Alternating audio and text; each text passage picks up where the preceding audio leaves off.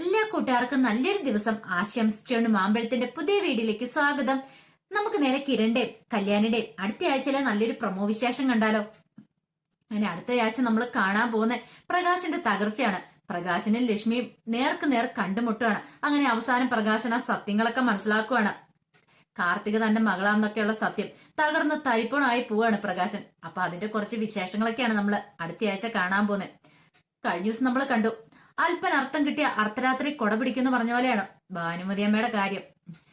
Karthika food പ്രൊഡക്ട്സില് ഒരു ചെറിയ ജോലി കിട്ടിക്കഴിഞ്ഞപ്പോ തന്നെ അവിടെ അങ്ങോട്ട് അടക്കി ഭരിക്കാൻ തുടങ്ങി. പക്ഷെ ഇതൊക്കെ കണ്ടിട്ട് കാർത്തിക മനസ്സിക്ക് പറഞ്ഞു, ചെയ്തോ ചെയ്തോ, ഇപ്പോഴല്ലേ ഈ അഹങ്കരിക്കാൻ പറ്റുള്ളൂ. കുറച്ചു ദിവസം കഴിയുമ്പത്തേന് കൂപ്പുകുത്തി താഴേക്ക് വീഴാൻ ഉള്ളതല്ലേ, നിങ്ങൾക്കിട്ടുള്ള പണി ഞാൻ തരുന്നുണ്ടെന്ന് പറഞ്ഞിട്ട് തന്റെ ക്യാബിനിലേക്ക് അങ്ങോട്ട് പോവാണ് കാർത്തിക. അങ്ങനെ പോയിരിക്കണ സമയത്ത് കിരണും കല്യാണിയും കൂടെ അങ്ങോട്ട് വരണേ. അവരെ കണ്ട ഒരു സർപ്രൈസ് ആയിട്ടാണ് കാർത്തിക് തോന്നിയത്. അല്ല, എന്താ രണ്ടുപേരും കൂടെ കൂടി? അല്ല, കിരണേട്ടന് ആ കൺസ്ട്രക്ഷന്റെ വർക്കില് എന്തൊക്കെയോ കുറച്ച് ഡൗട്ടുകളൊക്കെ ഉണ്ടായിരുന്നു, പറഞ്ഞായിരുന്നല്ലോ. അപ്പൊ അത് കുറച്ച് ചോദിക്കാൻ വന്ന. അപ്പൊ ഞാൻ ആ കൂടെ ഇങ്ങോട്ട് പോന്നുള്ളൂ, കാർത്തികിനെ ഒന്ന് കാണുകയും ചെയ്യാലോ. അത് മാത്രമല്ല, ഇവിടെ ഉദ്ഘാടനത്തിന് ശേഷം പിന്നെ ഇങ്ങോട്ടൊന്നും വന്നില്ലല്ലോ എന്ന് പറയണം. ഓഹോ, ശരി ശരി. അതെ, പിന്നീട് മനസ്സിലെ പ്ലാനുകളൊക്കെ എന്താണ്? കാരണം ബിൽഡിംഗ് പണിയാൻ പോവാ. അപ്പൊ എന്തൊക്കെയാണ് ഐഡിയാസ് ഒക്കെ, കാർത്തികയുടെ മനസ്സിലുള്ള ഐഡിയാസ് ഒക്കെ എന്താന്ന് പറഞ്ഞു കൊടുക്കണമല്ലോ. അങ്ങനെ കാർത്തിക തന്റെ മനസ്സിലുള്ള ആ ബിൽഡിങ്ങിനെ കുറിച്ച് പറയാണ്, തന്റെ വീട് എങ്ങനെയായിരിക്കണം എന്നൊക്കെ ഒരു ചെറിയ പിക്ചർ അതൊക്കെ പറഞ്ഞു കൊടുക്കുന്നുണ്ട്. എല്ലാം കിരൺ അതെല്ലാം മനസ്സിൽ കുറിച്ച് വെക്കുന്നതൊക്കെ ഉണ്ട്. പിന്നീട് പറഞ്ഞു, അതെ ഇനി ആ പ്രോപ്പർട്ടിയും കാണിച്ചു തന്ന് പിന്നീട് അതിന്റെ കല്യാണ ചടങ്ങിനോട് വന്നാൽ മതി, ബാക്കി കാര്യമൊക്കെ ഞാൻ ഏറ്റെന്ന് പറയാം. പിന്നീട് ഞാൻ താക്കോലായിരിക്കും കൈമാറാൻ പോകുന്നു പറയാം. ഇത് കേട്ടോ കാർത്തിക് പറഞ്ഞു, എനിക്ക് 100% വിശ്വാസമാണെന്ന് പറയാം. അതെ, പിന്നെ വന്നിട്ട് ഇവിടെ കണ്ടില്ലല്ലോ, ഇവിടെ കയറിയത് കാണണ്ടേന്ന് ചോദിക്കണം. അതെ, ഇന്ന് സമയമില്ല, പിന്നീട് ഒരിക്കലാ, കുറച്ച് തിരക്കില്ല ഞങ്ങള്. അപ്പം കിരണേട്ടൻ പോന്ന കൂടെ ഞങ്ങൾ പോന്നുള്ളൂ. എന്നാ ശരി, നമുക്ക് പിന്നീട് കാണാന്ന് പറയണം. അങ്ങനെ അവർ രണ്ടുപേരും കൂടെ ഇറങ്ങുവാണ്. അങ്ങനെ കിരണും കല്യാണിയും ഒക്കെ പോയതിനു ശേഷം കാർത്തിക പ്രകാശനെ വിളിക്കുന്നുണ്ട്. പ്രകാശനെ വിളിച്ചിട്ട് ചോദിച്ചു, അല്ല ഇന്നല്ലേ വിക്രത്തിനെ കോടതി ഹാജരാക്കണം ചോദിക്കും. അതെ അതെ, പേടിക്കൊന്നും വേണ്ട കേട്ടോ, ഒരു കാര്യം ചെയ്യാം, പ്രകാശൻ ഇങ്ങോട്ട് വരാൻ പറയണം. അങ്ങനെ പ്രകാശൻ വന്നു. അങ്ങനെ പ്രകാശനെ കൂട്ടി കാർത്തിക നേരെ കോടതിയിലേക്ക് പോവാണ്. പ്രകാശന് വല്ലാത്തൊരു ടെൻഷനായിരുന്നു. പ്രകാശൻ പറഞ്ഞു, അല്ല അത് മോളെ, അവന് ജാമ്യം കിട്ടൂല്ലോ അല്ലെ? പ്രകാശൻ ധൈര്യമായിട്ടിരിക്കുക, എന്റെ വക്കീലിനോട് ഞാൻ കാര്യങ്ങളൊക്കെ പറഞ്ഞിട്ടുണ്ട്, ഒന്നുകൊണ്ടും പേടിക്കണ്ട, അവൻ ഇന്ന് ജയിൽ മോചിതനാവൂന്ന് പറയണ. അങ്ങനെ പ്രകാശൻ പറഞ്ഞു, അവന് ഇന്ന് ജയിലിൽ നിന്ന് പുറത്തിറങ്ങിയില്ലെങ്കിൽ എന്റെ ജീവൻ പോകും, കാരണം എനിക്ക് താങ്ങാൻ കഴിയില്ല ഇനിയും കൂടെ അവൻ ജയിലിലേക്ക് പോയിട്ടുണ്ടെങ്കിൽ. കാരണം അത്രമാത്രം വേദന ഞാൻ ഈ കുറച്ച് നാളുകൾ കൊണ്ട് തിന്നിട്ടുണ്ട്. ഒരു പക്ഷെ മോളെ കണ്ടില്ലായിരുന്നെങ്കിൽ ഇപ്പോഴെന്താവുമെന്ന് പോലും എനിക്ക് അറിയത്തില്ല. കാരണം എനിക്കൊരു ജോലി ഇല്ലായിരുന്നു, അതോടൊപ്പം തന്നെ എന്റെ അമ്മയും ഇപ്പൊ അവനും എങ്ങനെ ഞങ്ങൾ ജീവിക്കുമെന്ന് പോലും അറിയത്തില്ലായിരുന്നു. അവനെ എങ്ങനെ പുറത്തിറക്കും എന്നുള്ള ഒരു വക്കീലിനെ കാണാൻ പോലും ഇല്ല, പൈസ ഇല്ലായിരുന്നു. പക്ഷെ മോളാണ് ആ കൃത്യസമയത്ത് തന്നെ ഞങ്ങളെ വന്ന് രക്ഷിച്ച. ഈ നന്ദിയും കടപ്പാടും ഒരിക്കലും ഞാൻ മറക്കില്ല എന്ന് പറയാം. അങ്ങനെ അവർ കോടതിയിലേക്ക് ചെല്ലുവാണ്. അങ്ങനെ കോടതിയിലേക്ക് ചെല്ലുമ്പോ വിക്രത്തിനെ കോടതിയിലേക്ക് കൊണ്ടിരുന്നുണ്ട്. പ്രകാശനെ കണ്ടതും വിക്രം വന്നിട്ട് ചോദിച്ചു, അല്ലച്ചാ ഇന്ന് എനിക്ക് ജയിലിൽ നിന്ന് ഇറങ്ങാലോ എന്ന് പറയാണ്. ഇറങ്ങാൻ പറ്റുമോനെ, നീ ധൈര്യമായിട്ട് പോക്കോ. ഇതേ കാർത്തികമോളുണ്ടല്ലോ, കാർത്തികമോളുടെ വക്കീൽ അവിടെ ഉണ്ട്, പ്രഗത്ഭനായ വക്കീലാന്ന് പറഞ്ഞ്, ഒന്നുകൊണ്ടും പേടിക്കണ്ടെന്ന് പറയണ. ഈ സമയം കാർത്തിക പറഞ്ഞു, വിക്രം ധൈര്യമായിട്ട് പോക്കോ, ഉറപ്പായിട്ടും ഇന്ന് മോചിതനാവെന്ന് പറയാം. അങ്ങനെ വിക്രം പോവാണ്. അങ്ങനെ പോയി കോടതിയിലെ വാദം എല്ലാം കഴിഞ്ഞു. വാദത്തിനെല്ലാം ശേഷം വിക്രത്തിന് ജാമ്യം കിട്ടുവാണ്. ജാമ്യം കിട്ടി വിക്രം പുറത്തിറങ്ങുവാണ്. ഈ ഒരു നിമിഷത്തിന് വേണ്ടിയിട്ടായിരുന്നു പ്രകാശം കാത്തിരുന്നത്. വിക്രം ഇറങ്ങി വന്ന് വിക്രത്തിനെ കെട്ടിപ്പിടിച്ച് ഉമ്മ വെക്കണം. എന്റെ മോനെ, ഞാൻ ഒരിക്കലും പ്രതീക്ഷിച്ചില്ലടാ ഇത്ര പെട്ടെന്ന് നിനക്ക് ഇവിടെ നിന്ന് ഇറങ്ങാൻ പറ്റുമെന്ന്. ഞാനോർത്ത് ആ കല്യാണിയും കിരണും ഒക്കെ വിരിച്ച വലയില് ഇനി നീ അകത്തേക്ക് പോകേണ്ട വരുമെന്നാ വിചാരിച്ചേ. പക്ഷെ ദൈവം നമ്മുടെ കൂടെ ഉണ്ടാന്ന് പറയണം. അങ്ങനെ പുറത്തേക്ക് ഇറങ്ങി വരുമ്പോ കാർത്തികയോടെ നിപ്പുണ്ടായിരുന്നു. നീ മാടെ നിൽക്കുന്നു, എടാ നീ പോയി ഒരു നന്ദി വാക്ക് പറയണം. അങ്ങനെ വിക്രം വന്ന് കാർത്തികയുടെ മുന്നിൽ ഇന്ന് കൈകൂപ്പിട്ട് പറഞ്ഞു, മാഡം എന്റെ ജീവൻ രക്ഷിച്ചു, ഒരിക്കലും ഞാൻ പ്രതീക്ഷിച്ചല്ല ഇത്ര പെട്ടെന്ന് എനിക്ക് ജയിലിൽ നിന്ന് ഇറങ്ങാൻ പറ്റുമെന്ന്. അതെ, മാടെന്നുള്ള വിളി അങ്ങോട്ട് ഒഴിവാക്കാൻ നന്നായിരുന്നു പറയാണ്. ഒന്നെങ്കിൽ എന്നെ കാർത്തിക എന്ന് വിളിച്ചോളൂ, അല്ലെങ്കിൽ എന്നെ ചേച്ചിന്നോ, അങ്ങനെ എന്ത് വേണമെങ്കിലും വിളിച്ചോ, എനിക്ക് കുഴപ്പമില്ല. ഇത് കണ്ടില്ലേ, ഞാൻ അച്ഛനെ അച്ഛാന്നല്ലേ വിളിക്കുന്നേ, അപ്പം അച്ഛന്റെ മോനാകുമ്പോ എന്നെ ചേച്ചിന്ന് വിളിക്കുന്നതായിരിക്കും നല്ലതെന്ന് പറയാം. ഒരു പക്ഷെ പ്രായത്തിൽ ഞാനായിരിക്കും മൂത്തെ, അതുകൊണ്ട് ഞാൻ പറഞ്ഞു ചേച്ചിന്ന് വിളിച്ചോളാൻ പറഞ്ഞേ. ഇത് കേട്ടതും വിക്രം പറഞ്ഞു, അല്ല ഞാന് അങ്ങനെയൊന്നും ഫോർമാലിറ്റീസ് ഒന്നും ആവശ്യമില്ലാന്ന് പറയാണ്.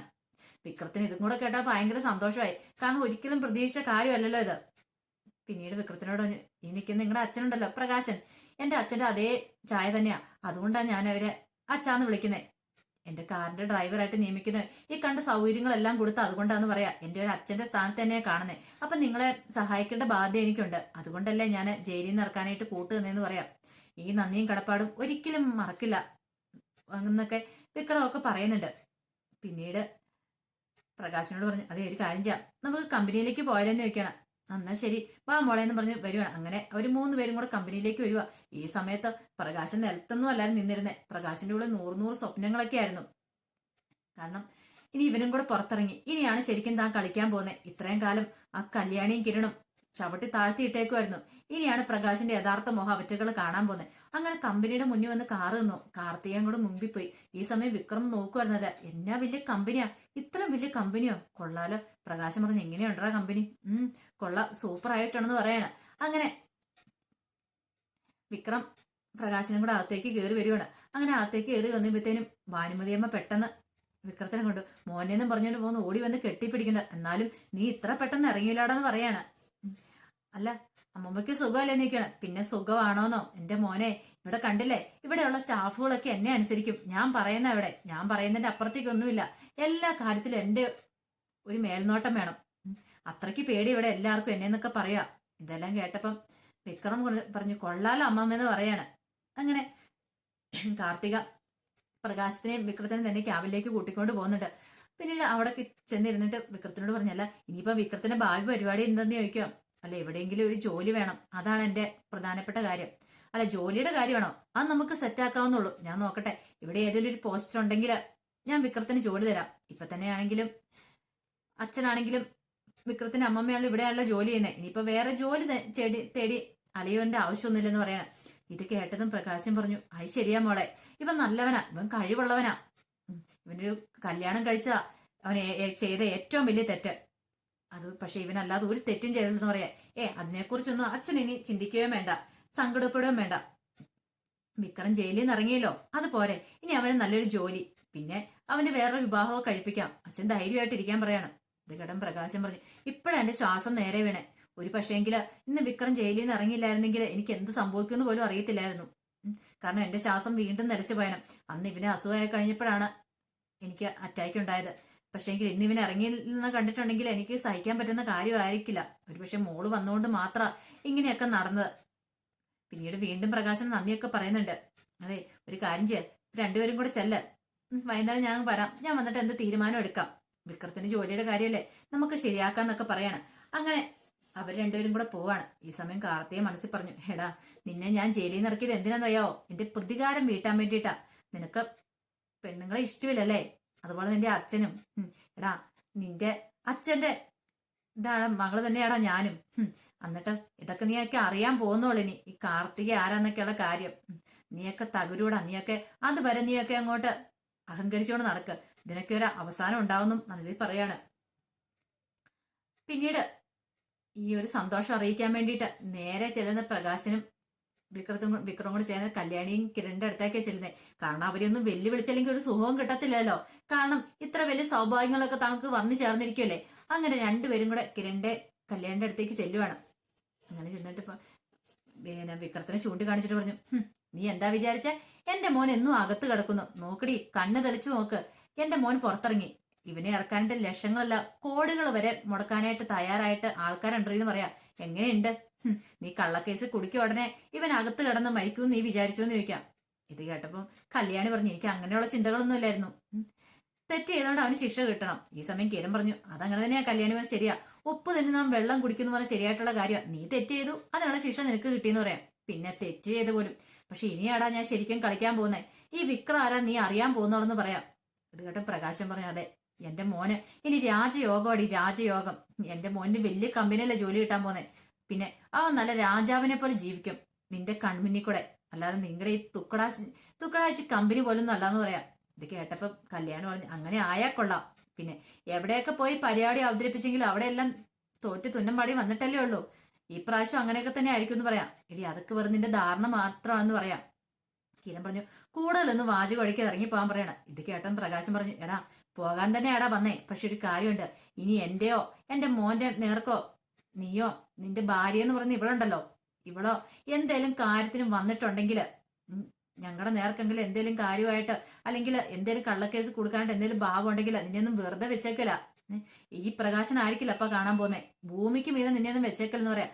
കിരൺ പറഞ്ഞു, ഒന്ന് പോടോ, ഇത്രയും നാളും ഒരു ബഹുമാനമൊക്കെ ഉണ്ടായിരുന്നു, ഇതൊക്കെ ഞാൻ എത്ര കേട്ടിരിക്കുന്നു. തന്നെ ബഹുമാനിച്ചിട്ടൊന്നും ഒരു കാര്യമില്ല. കാരണം തനിക്കൊന്നും കിട്ടിയാൻ പഠിക്കില്ല. തന്റെ മോള് തന്ന ദാനമാണ് തന്റെ ജീവിതം. അതെങ്കിലും താൻ മനസ്സിലൊന്ന് ഓർത്താക്കൂടാ. എന്നിട്ട് വീരവാദം ഒഴുക്കിക്കൊണ്ട് വന്ന് നിൽക്കുന്നു. അതെ, ഇങ്ങനെ നിൽക്കാനായിട്ട് നീ ആയുസ് നേടുന്ന ആരാ? അന്ന് ഹോസ്പിറ്റലിൽ ബില്ലടച്ചില്ലായിരുന്നെങ്കിൽ നിങ്ങൾ അവിടെ കിടന്ന് മരിച്ചു പോവുണ്ടായിരുന്നുള്ളൂ. ആ സമയത്ത് നിങ്ങളുടെ മോളുള്ളതുകൊണ്ടാ നിങ്ങളുടെ ജയിലിൽ കിടക്കുന്ന ഈ മോന് വന്നായിരുന്നു അന്ന് നിങ്ങളെ രക്ഷിക്കാനായിട്ട്. എന്നിട്ട് മോനെ പൊക്കി പിടിച്ചോണ്ട് വന്നിട്ട് വലിയ ആള് കളിച്ചോണ്ടിരിക്കുന്നു. നാണമില്ലോടെ എനിക്ക് ഇറങ്ങി പോകാൻ പറയാണ്.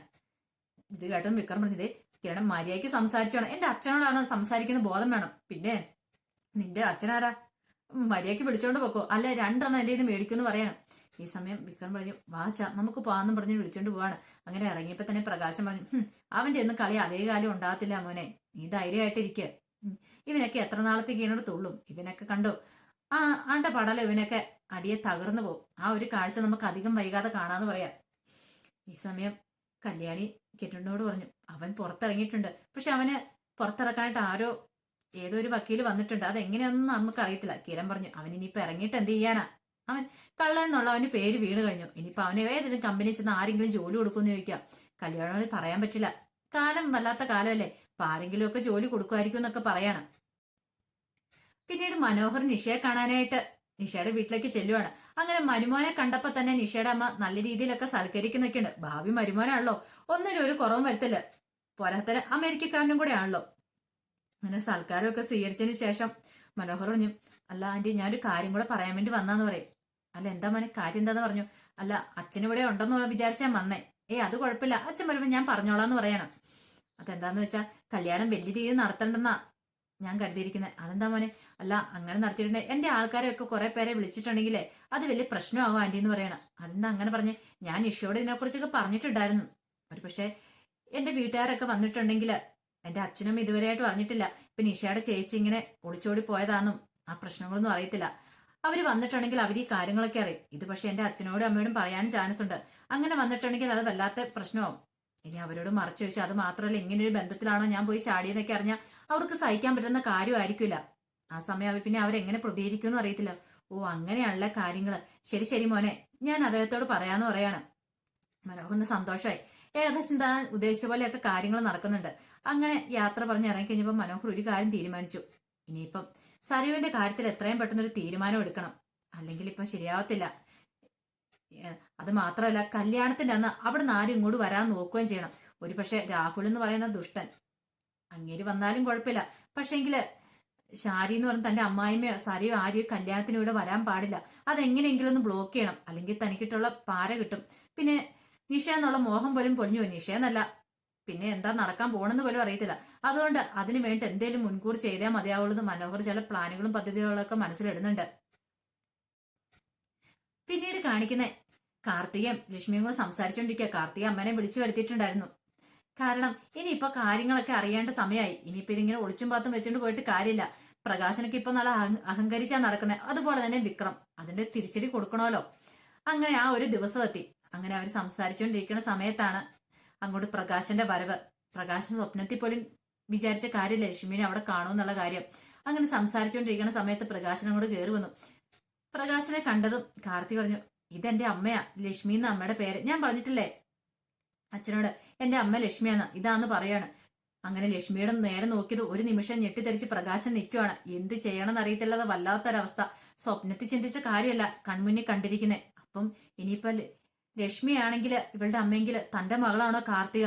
അങ്ങനെ ഒരു ചിന്ത വന്നപ്പം ആകെപ്പാടെ അടപടലം തകർന്ന് പ്രകാശൻ പോവാണ്. ഇനിയിപ്പം മിക്കവാറും പ്രകാശൻ അടുത്ത അറ്റാക്ക് ഉണ്ടാവും. അതോടുകൂടി പ്രകാശന്റെ ജീവിതം തീരുമായിരിക്കും. അപ്പൊ അതിന്റെ വിശേഷങ്ങൾക്കായി നമുക്ക് എല്ലാവർക്കും കാത്തിരിക്കാം കേട്ടോ. അപ്പൊ എന്താ സംഭവിച്ചെന്ന് അറിയണ്ടേ? അപ്പൊ ഇനി അടുത്ത ദിവസങ്ങളിലെല്ലാം ഓരോ ദിവസങ്ങളും നല്ല വമ്പൻ ടിസ്റ്റുകളായിരിക്കും വരാൻ പോകുന്നത്. അപ്പൊ എല്ലാവർക്കും ഒരിക്കൽ കൂടി നല്ലൊരു ദിവസം ആശംസിച്ചു നിർത്തുന്നു. നന്ദി.